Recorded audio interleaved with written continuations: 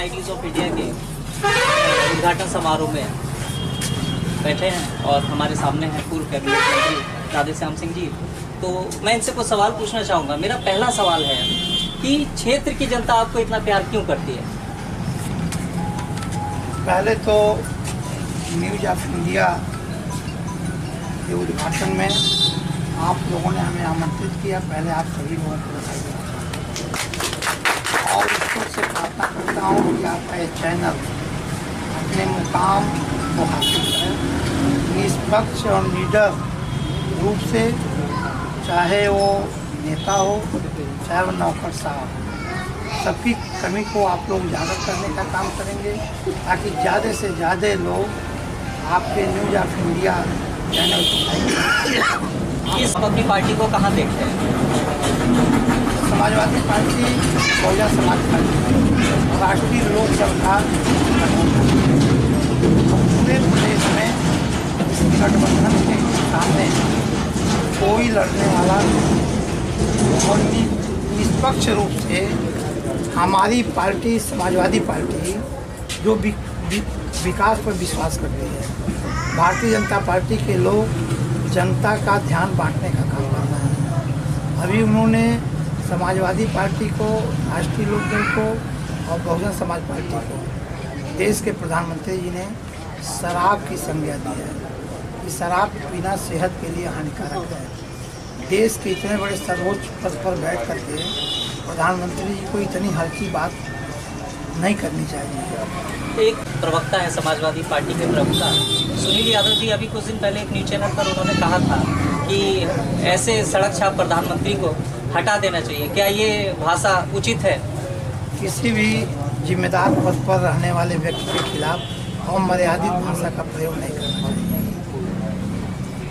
अगर इस समय की जो राजनीति है, इस राजनीति को आप किस रूप में देखना चाहेंगे और आप लोगों से क्या उम्मीद करेंगे कि वो जो है इस चुनावी मौसम में किस प्रकार से वोट करें?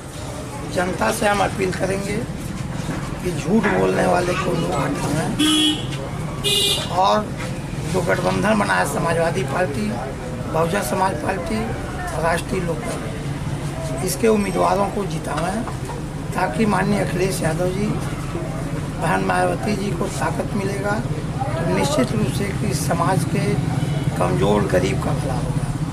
अगर आपका गठबंधन जीतता है तो आप प्रधानमंत्री के रूप में किसको चाहेंगे? ये हमारे राष्ट्रीय अध्यक्ष।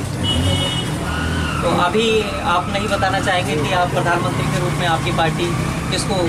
कहीं खबरें आ रही हैं कि अखिलेश यादव जी भी इस दौड़ में शामिल हैं प्रधानमंत्री पद की। नहीं, मेरे राष्ट्रीय अध्यक्ष जी ने तो कह दिया कि हम प्रधानमंत्री के दौड़ में नहीं हैं, लेकिन जो गठबंधन बना है वो गठबंधन ही तय करेगा कि प्रधानमंत्री कौन है। क्या इस चुनावी मौसम में आपके माननीय मुलायम सिंह यादव जी भी आपके साथ हैं इस समय?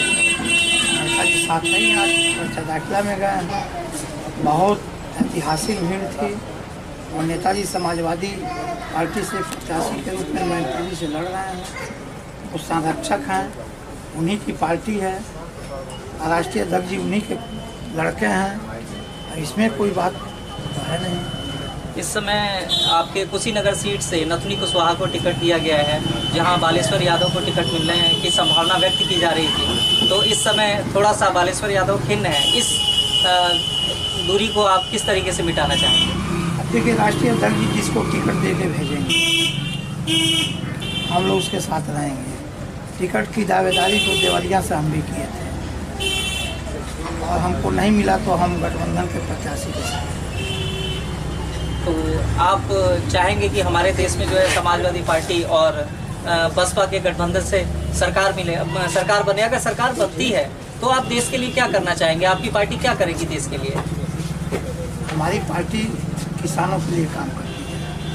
30 साल में पहली बार ये सरकार है भारतीय जनता पार्टी जो गन्ने की कीमत 1 रुपया नहीं बढ़ाई है। खाद का दाम बढ़ गया, बीज का दाम बढ़ गया, डीजल का दाम बढ़ गया, लेकिन गन्ने की कीमत 1 रुपया नहीं बढ़ी है। और आज किसानों से पूछिए कि पर्ची के अभाव में लोग अपना गन्ना मिलों में नहीं गिरा पा रहे हैं। 150 से 200 रुपया क्विंटल थ्रेसर पर बेच रहे हैं।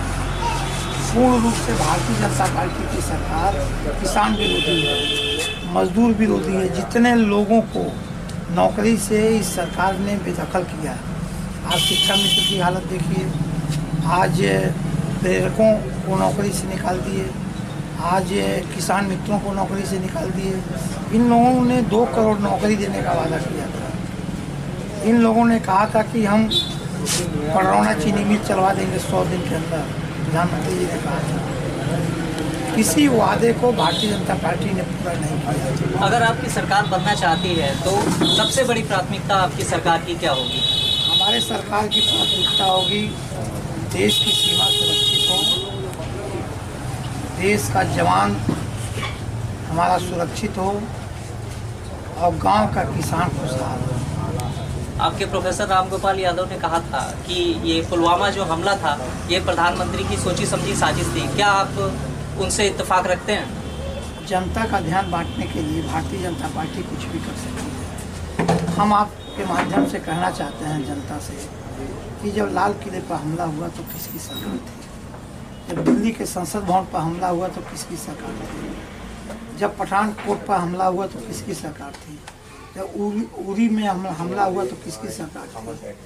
और जब अजहर मसूद को बाइज्जत हवाई जहाज़ से कांधार पहुंचाया गया, वो कौन लोग थे?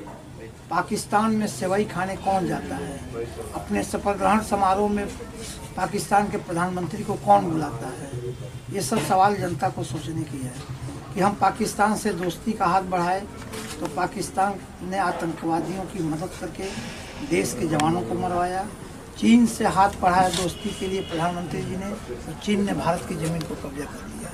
इसलिए आज़ादी के बाद का सबसे कमज़ोर प्रधानमंत्री नरेंद्र मोदी जी है। देखिए, ये हमारे साथ थे पूर्व कैबिनेट मंत्री राधेश्याम सिंह जी, जो हमारी प्रधानमंत्री जी से कई इन्होंने सवाल पूछे हैं। और इस समय एक सवाल और मैं पूछना चाहूँगा कि हमारे देश में जो बेरोजगारी बढ़ रही है, आप उस बेरोजगारी को दूर करने के लिए आपकी सरकार क्या करेगी? जब समाजवादी पार्टी सत्ता में आती है वो बड़े पैमाने पर नौजवानों को रोजगार देती है, किसानों की सिंचाई मुफ्त करती है, बच्चों की पढ़ाई का इंतजाम करती है, गरीब महिलाओं को समाजवादी पेंशन देती है।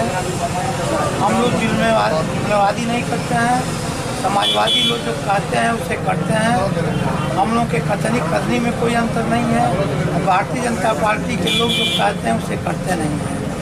देखिए, यहाँ अगर समाजवादी और बसपा की सरकार बनती है तो मंत्री जी ने अभी आपसे वादा किया है यहाँ देश की जनता से कि जो है सरकार बनने के बाद सबसे पहली प्राथमिकता जो है बेरोजगारी की समस्या और देश की सीमा को सुरक्षित करना और महिलाओं की स्थिति को सुधारना जो है इस सरकार की प्राथमिकता में रहेगा। और इस देश को जो है दूसरे देशों से, विदेशी आक्रमणों से, आतंकवादियों से भी सुरक्षित बनाएगी ये सरकार। RNI news of India, doctor Deepak Bhagat.